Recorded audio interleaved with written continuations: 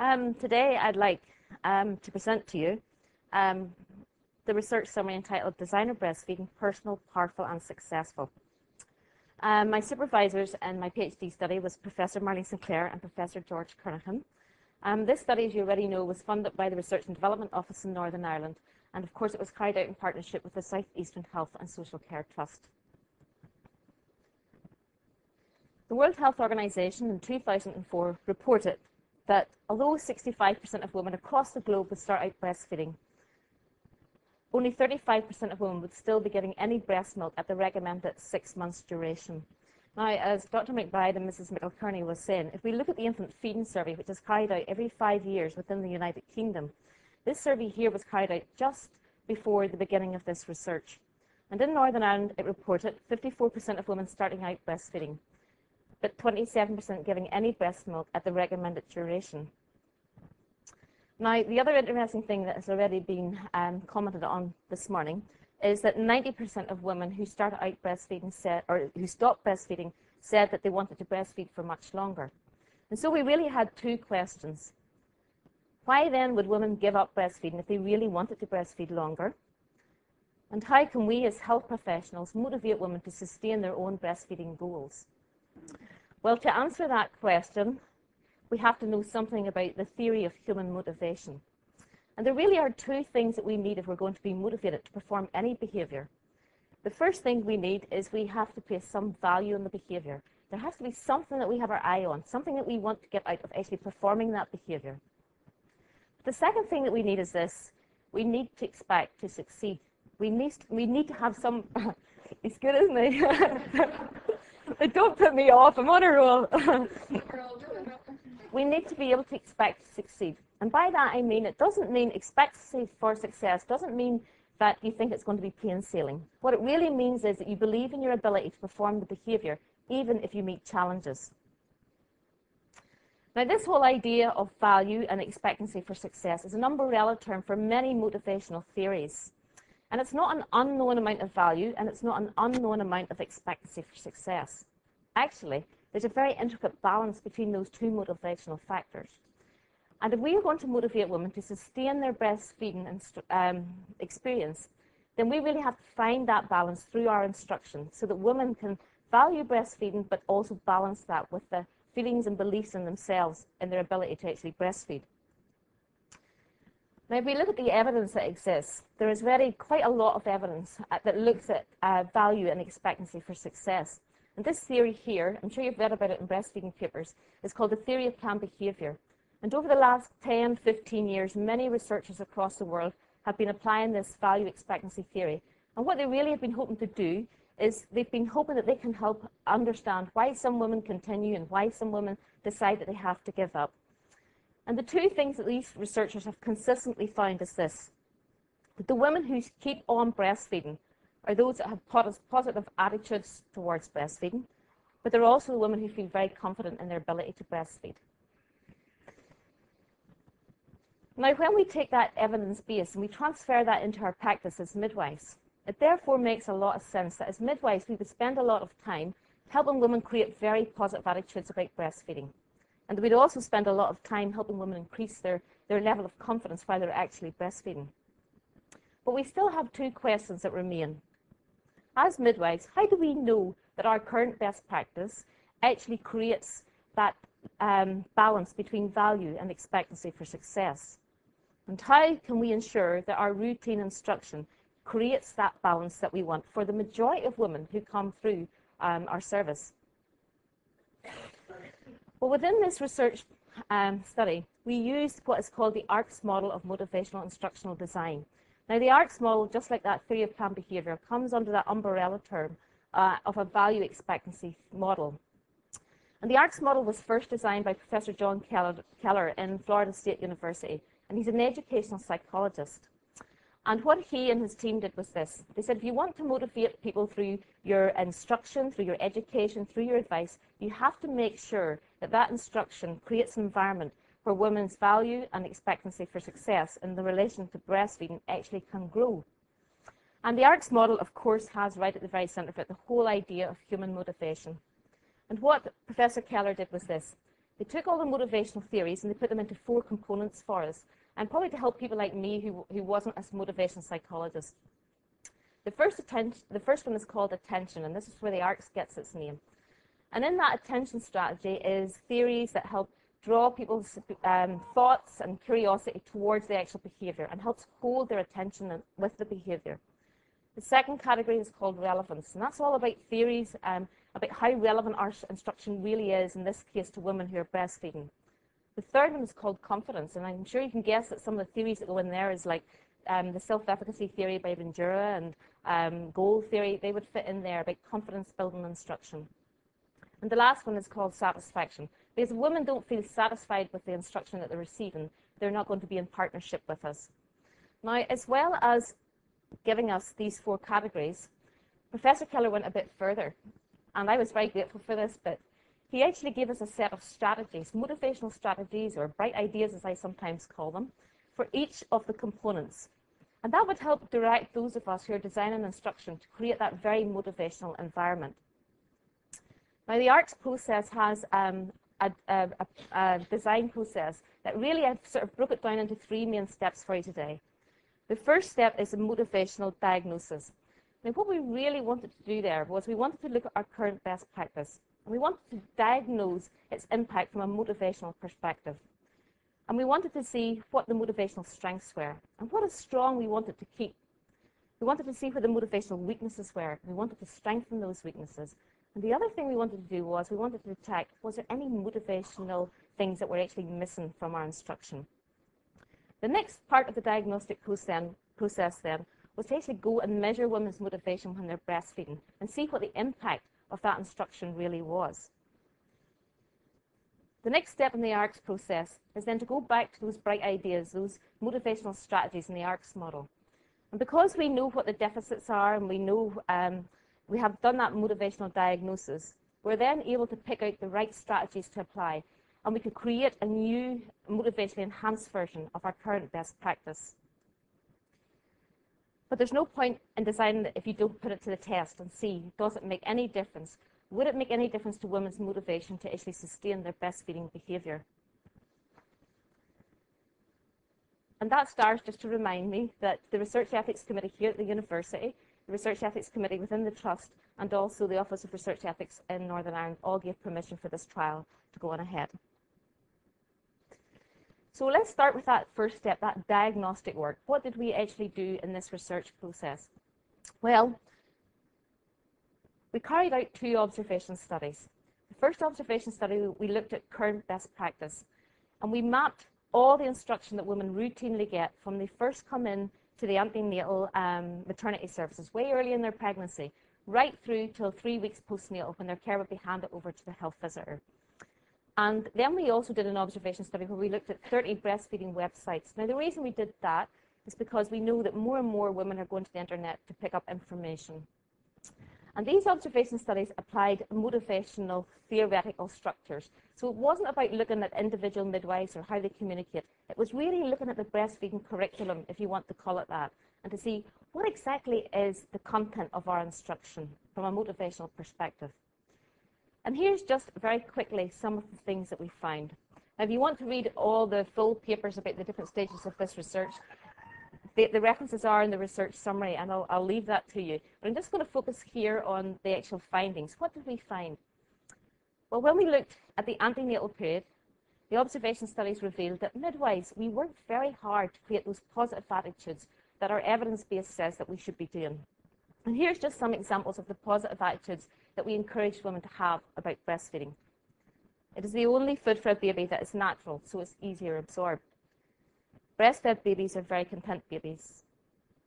It prevents allergies and asthma and eczema. If your baby could choose, he or she would choose breastfeeding. Breastfed babies at 1 year are leaner and healthier.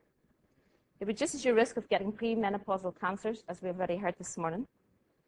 Breastfeeding creates a special bond between you and your baby. It reduces your weight. I think that might be the one I fell for. The breastfeeding is more convenient as you don't have to get up at night. It provides perfect nourishment, love, security, and emotional development for your baby. Bottle feeding will cost you £1,600 a year. It helps get your relationship with your baby off to a good start. Bottled milk is made of fish oil mixed with cow's milk. And breastfeeding is free. It saves money on electricity and formula. But what about the other side of that value expectancy balance? What did we do to help increase women's confidence in the antenatal period?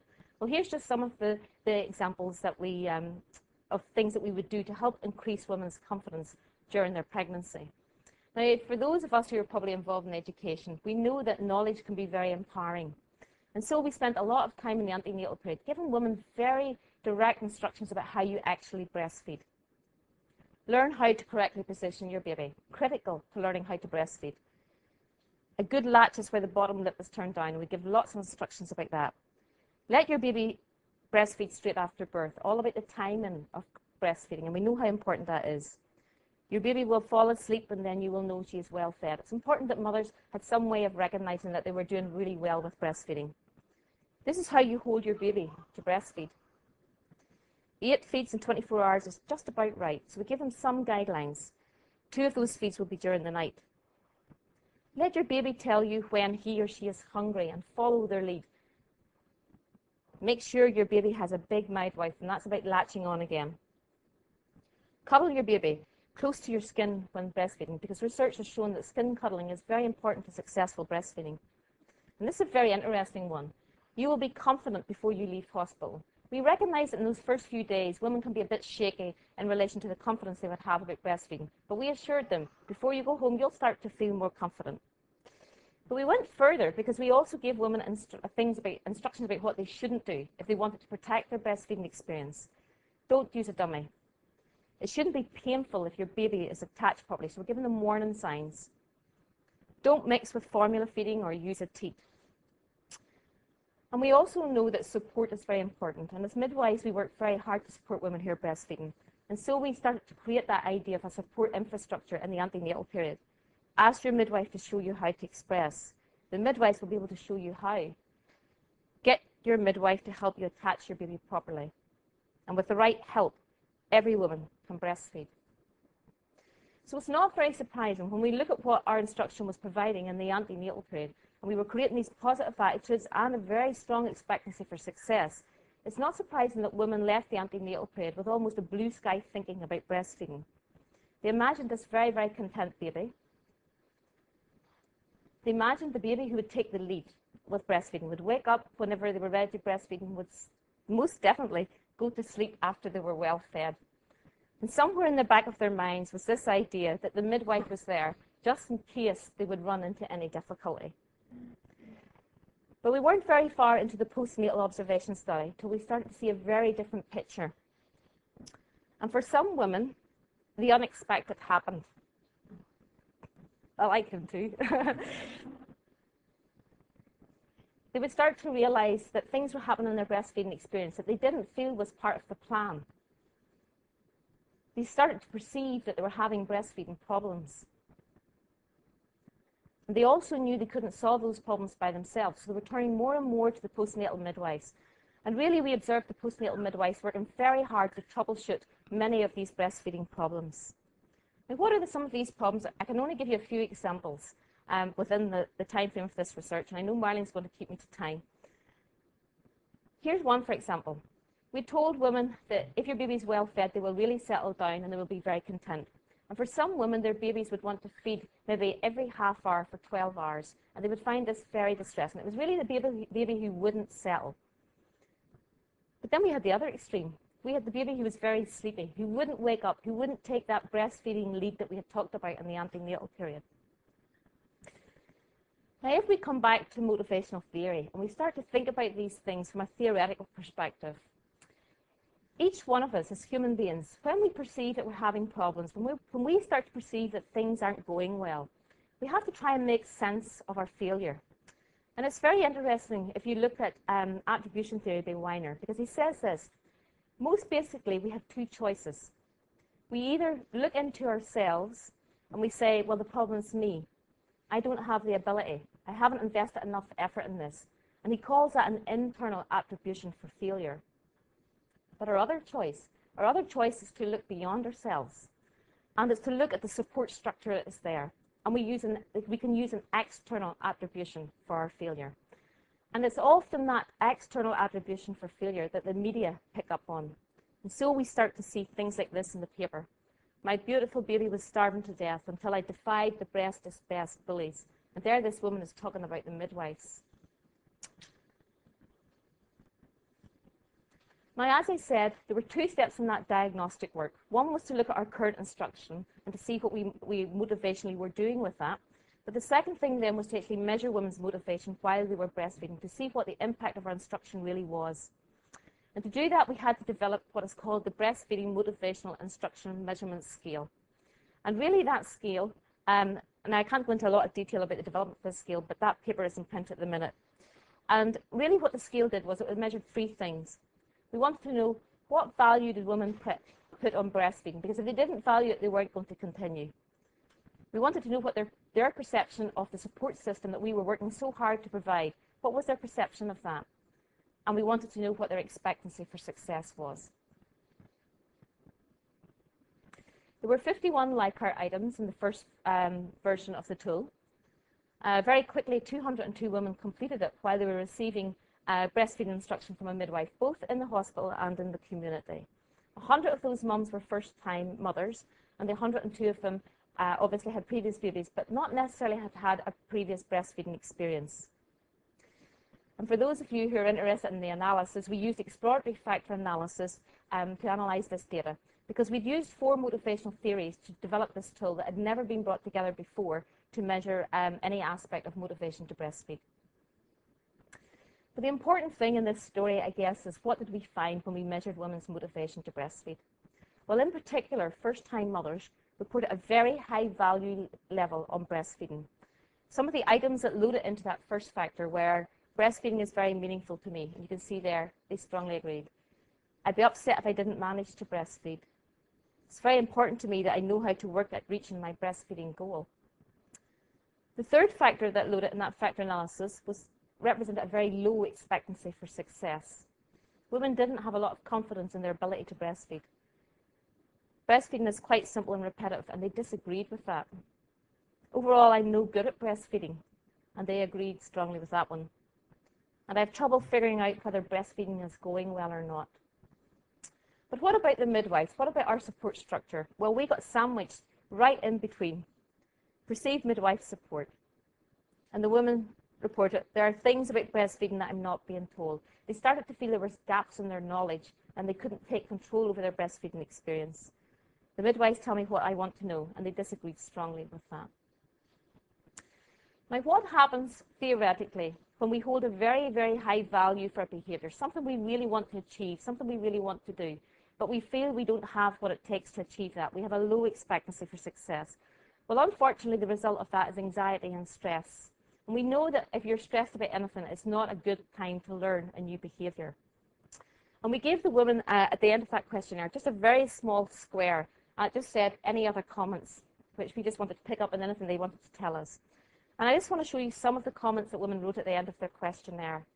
And when we started to look at these comments, we thought, let's go back to that blue sky thinking in the antenatal period, an instruction that we give women in the antenatal period. And what started to develop was a very clear difference between what we told women breastfeeding was going to be like and what for them in reality it really was like. In our blue sky thinking, we said, you will be confident before you leave hospital. And one mother wrote, I'm just totally unable to see the day when I would be confident enough to look after the baby by myself. Learn how to correctly position your baby. And that was one of our strategies that we used antenatally for increasing their confidence level.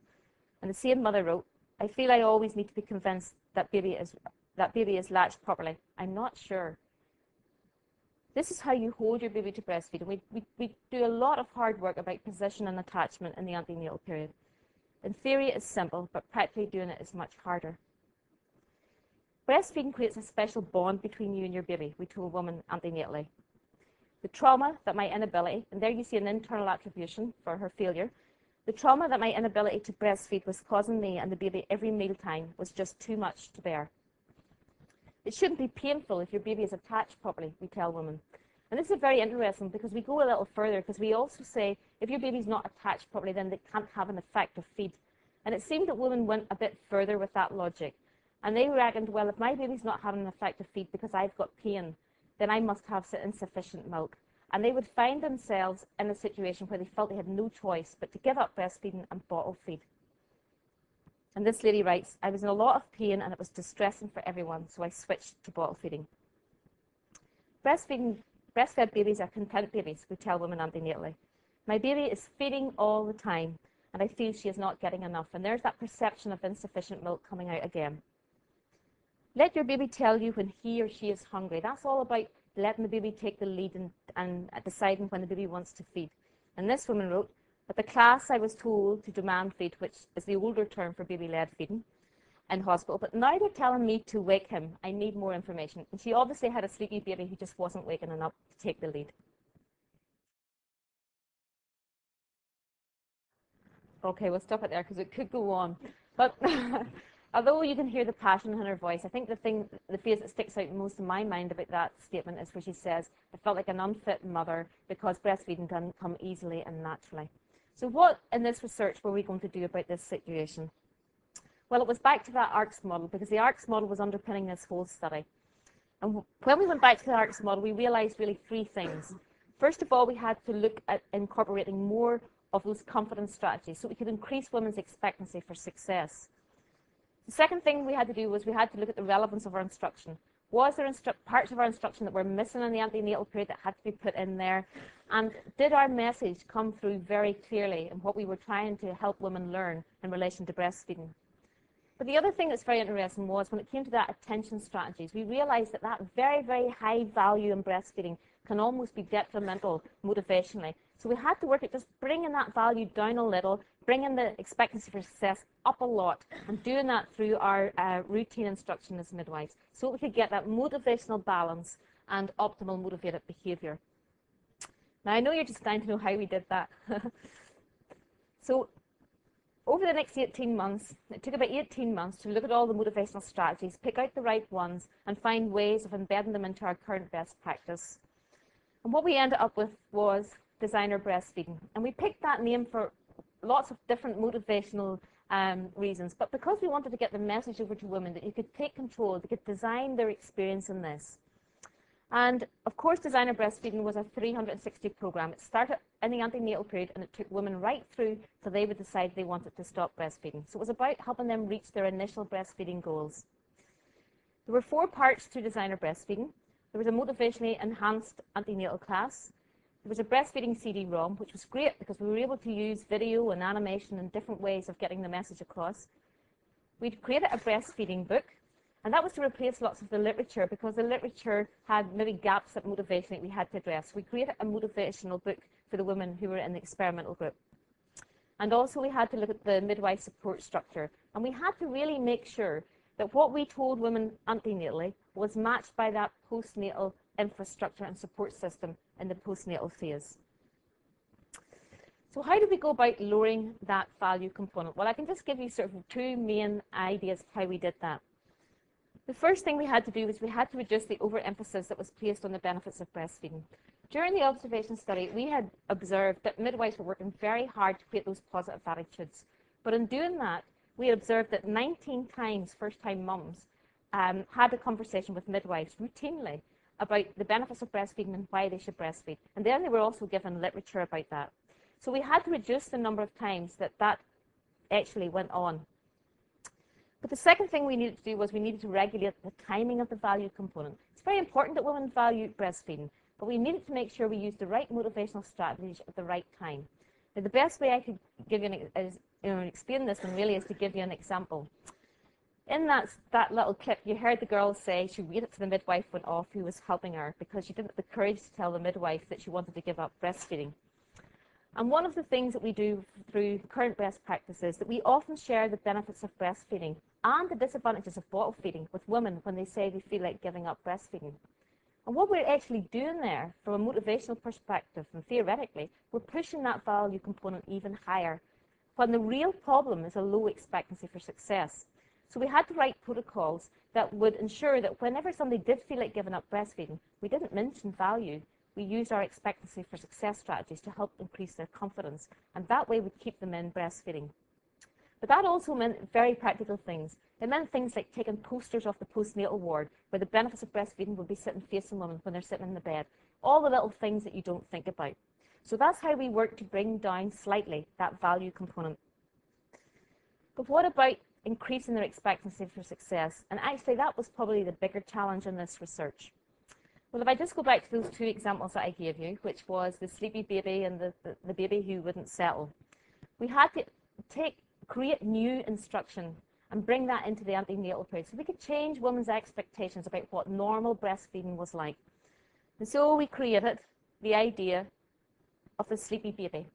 And we tell women, it's very possible your baby will be sleepy and go into a sleepy phase when they're born. He's just been in labour all day, and we'd give them lots of reasons for that. And then we would give them lots of instructions. Here's what you do when your baby goes into sleepy mode. Here's how you can manage this so they could take control of that experience. We did the same for the guy who wanted to feed all the time, and we called him the snacking baby. And then, of course, as babies get a little older, we know that they do get a bit more systematic. They get a bit cooler with it, and they work out how this whole breastfeeding thing actually takes place, and they become more systematic in their approach. And again, we give mothers instructions. Here's how you can best manage and enjoy that systematic stage, because as sure as heck, there's going to be a snacking phase just around the corner, and we call those growth spurts. But as well as providing information that was missing, we needed to look at information that we currently give, and we needed to find a more effective way of communicating it. Now, this here is taken from our health promotion agency book that we give to all women in relation to breastfeeding. And this little bit is just about how you actually attach your baby, or help your baby learn to attach. It says, hold your baby with his body and head in a straight line. He will be uncomfortable and unable to feed effectively if he is twisted. He needs to be in close. He will reach for the breast with his nose rather than his chin if he is too far away from you. Depending on your breast and nipple shape and size, his body may be turned towards you or tucked slightly under the breast. And then again, we look at our support system. Your midwife or health visitor will help you with this. His neck needs to be extended very slightly, not tucked into his chest. Think of the way you tip your own head back a little to drink from a glass. The nipple needs to be pointing to his nose, and if you try to put your nipple into his mouth too low down, he will not get enough breast tissue in his mouth to ensure an effective feed. And there we're planting the idea of not getting the attachment right equals an ineffective feed. If he is ready to feed, his mouth opens. You can encourage this by gently stroking his bottom lip with your nipple or a finger. When his mouth is wide open and his tongue is down and forward, almost like a yawn, bring him even closer. Do this swiftly but gently so he can scoop up the nipple with his tongue and get a good mouthful of your breast. His chin will come to the breast first, and his nose will probably remain free. Now, if I were to move on from that slide, and if you weren't very au fait with working with breastfeeding mums and had your lactation consultancy exams, it would be very hard for you to remember if I asked you in 10 minutes' time what you have just read and hold those instructions. Yet, as health professionals, we expect women who receive most of this instruction around 32, 34 weeks of their pregnancy. They've just maybe been through labour. They've maybe had an emergency section. They've maybe had some drugs on board. It's the middle of the night and they're tired. They're coming as that girl says she's just getting used to the idea she's now got a baby. And we need them to recall this kind of information. So we had to look at, through designer breastfeeding, get more effective ways to communicate this critical information. And here's just how we solved this problem. Within the ARC strategies, it says, use an analogy, something that somebody's experienced in their life that they can transfer to this new behaviour. So we went for the swinging apple. There's not many of us who haven't had a go at trying to take a bite out of a swinging apple. And we started off looking at position first, but we didn't say you have to get your baby in this right position. We said, if the apple's hanging away out here, what chance have you of getting a bite of it? Not very much. So the first important thing is bring your baby in close to you. And we use that as a way of communicating just how to hold and cuddle your baby for breastfeeding. What if the apple is to the side of you and you're twisting around to take a bite? What chance have you of getting a bite of the apple? It's not very good. So the next thing, have your baby's body in a nice straight line, and that helped us introduce that second important point. And then we would go on and we'd look at how that baby actually attaches on, replacing all that information you just first read. What touches the apple first? Your nose, because you need to stable the apple up. Your baby comes in close to your breast, nose first.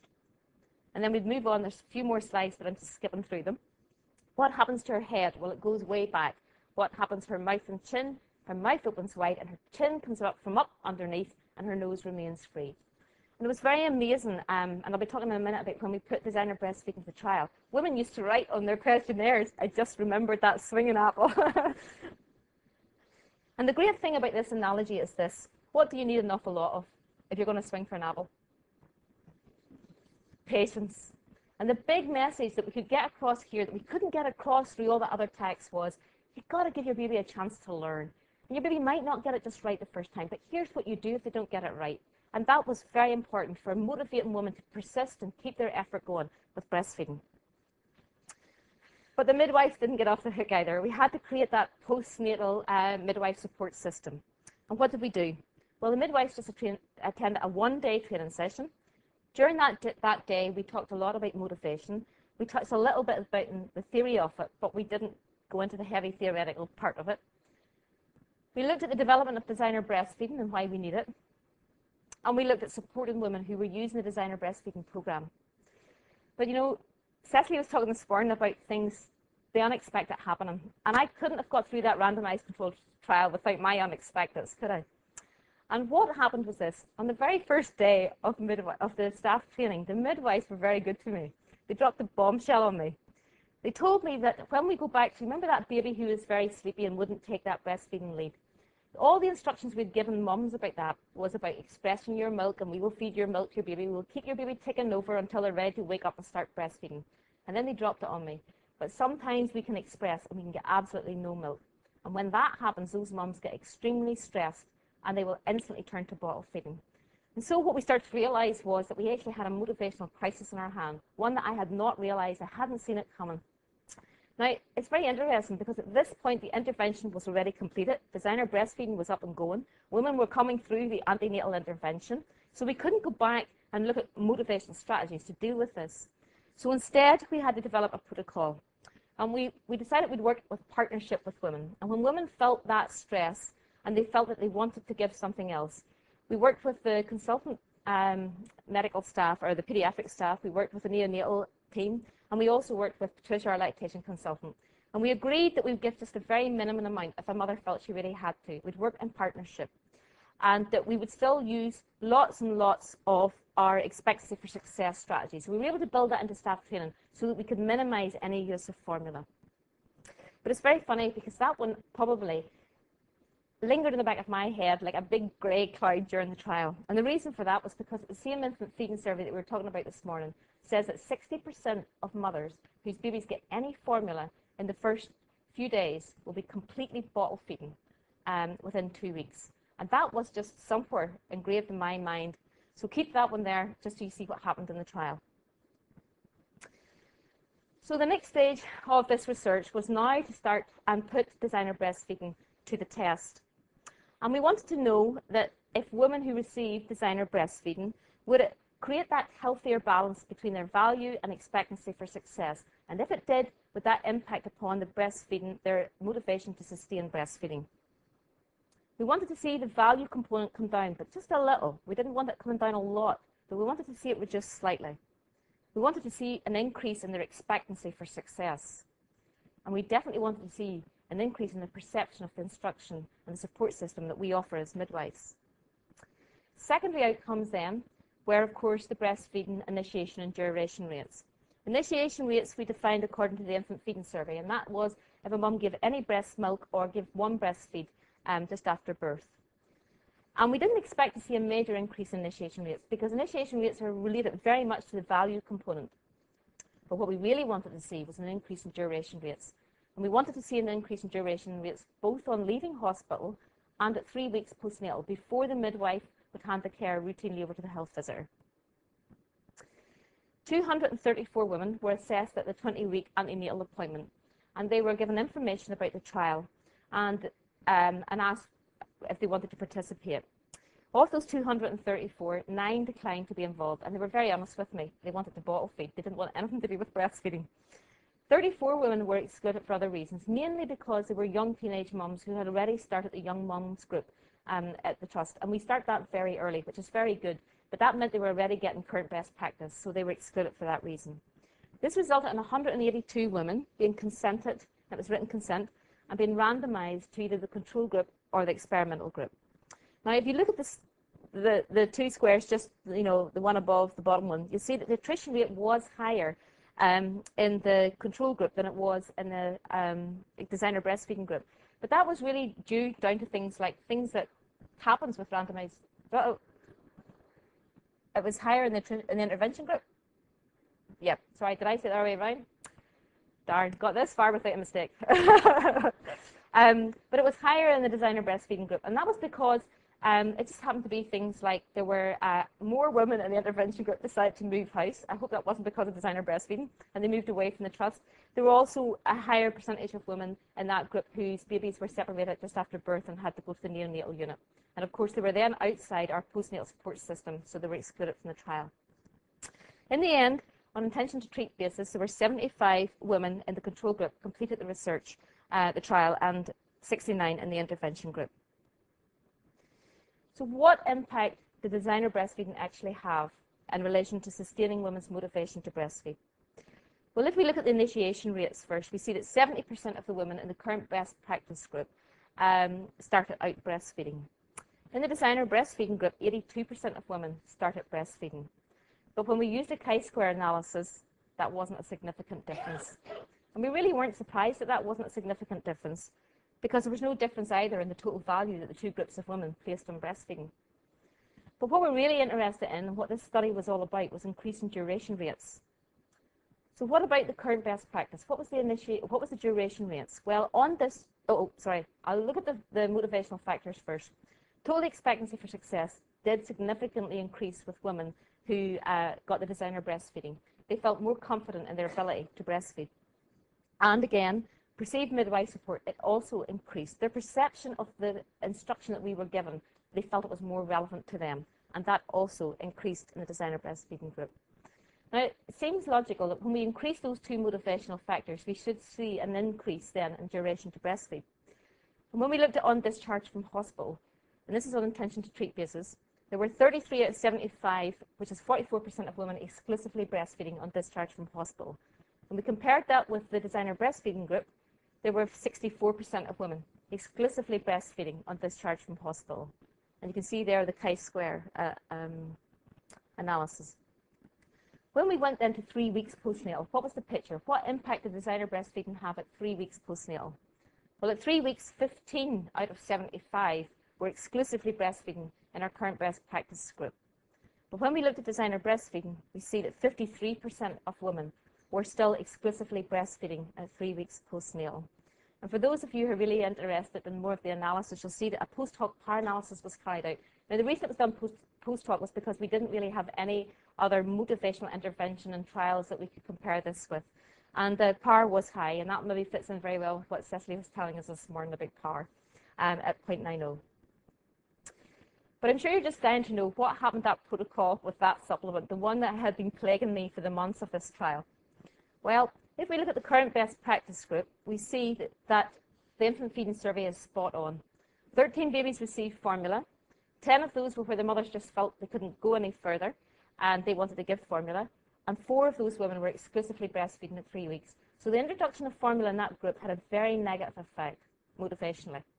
But what about the designer breastfeeding group? Did increasing their expectancy for success, did it help immunize them against these awful effects? Well, 18 babies received formula. 6 were not within the protocol. They were women that felt they had to. But 12 were exclusively breastfeeding at 3 weeks, which was 66%. So what we were starting to see was that expectancy for success strategies can really be effective even when the worst insult happens upon breastfeeding, which of course is the introduction of formula. So in conclusion, these are 2 friends of mine, and the one on the right is actually just about to have another baby, which is great. I'm going to give her a free copy of Designer Breastfeeding. But what is the conclusion at the end of this research? Well, I think what I really would say is this, that when women and midwives work together in partnership, breastfeeding can, for many women, be a designer breastfeeding product. Where do we go from here as health professionals? Well, I think we need to work very hard, not just in Northern Ireland, but across the globe, to create a new breastfeeding culture. Help women think about their breastfeeding experience from a completely different perspective, so that they perceive success and they don't perceive themselves as failing. How do we do that? Well, integration of designer breastfeeding into our routine instruction, so that we can meet women's educational and supportive needs.